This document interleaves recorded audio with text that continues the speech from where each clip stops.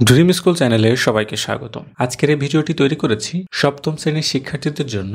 আজ আমরা সপ্তম শ্রেণীর বাংলা বইয়ের ৮৩ পৃষ্ঠা নিয়ে আলোচনা করব এবং ৮৩ পৃষ্ঠার এই ছকটির সমাধান দেখিয়ে দিব। এই ছকটির সমাধানের পূর্বে এর নির্দেশনাগুলো পড়ে আসি। পিরামিড রচনায় লেখক যা বলেছেন তা তোমার নিজের ভাষায় বলো এবং নিজের ভাষায় লেখো।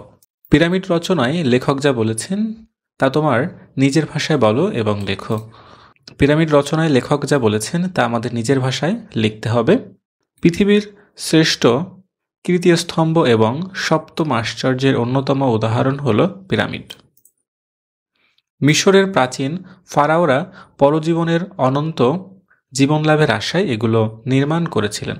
পিরামিডগুলো এতটাই মজবুত শক্তিশালী যে হাজার হাজার বছর ধরে পৃথিবীর সকল ঝড় ঝাপটা ভূমিকম্প সহ্য করে এখনও অক্ষত অবস্থায় আছে।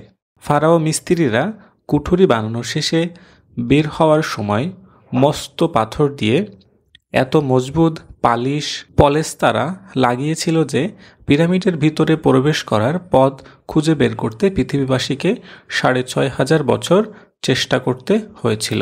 মিশরের বাইরেও পিরামিড আছে, তবে গিজে অঞ্চলের বিদ্যমান ৩টি পিরামিডই ভুবন বিখ্যাত। প্রায় ৫০০ ফুট উঁচু পিরামিডকে কাছ থেকে দেখে উচ্চতা সম্পর্কে ধারণা করা যায় না।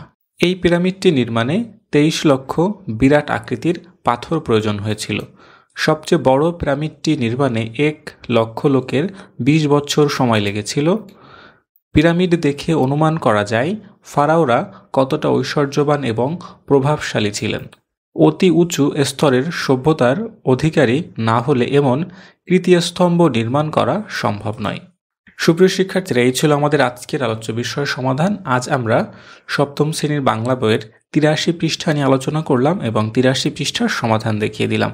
আগামী পর্বে আমরা ৮৪ পৃষ্ঠার এই ছকটি নিয়ে আলোচনা করব এবং এই ছকের যে সমাধানগুলো আছে সেই সমাধানগুলো দেখিয়ে দিব। আগামী পর্ব দেখার আমন্ত্রণ জানিয়ে আজকের আলোচনা এখানেই শেষ করছি।